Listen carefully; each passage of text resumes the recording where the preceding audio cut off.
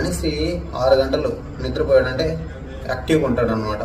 అదే 6 గంటలు మీరు 5 గంటలు నిద్రపోండి, 1 గంట తీసేయండి, కొంచెం ప్రెజర్ అయితే ఉండాలన్నమాట శరీరం మీద. అప్పుడే వెయిట్ అనేది తగ్గుతూ వస్తుంది. అర్థమైందా? సాయంత్రం ఫుడ్ మీరు గుర్తుపెట్టుకోండి, సాయంత్రం ఫుడ్ ఏం తినకూడదు.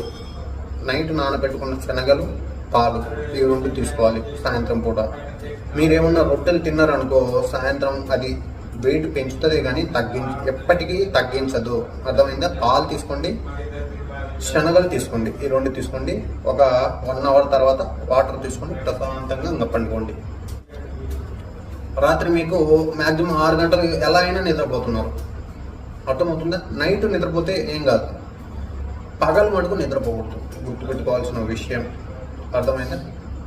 పగల అస్సలు నిద్రే పోకూడదు. ఓకేనా?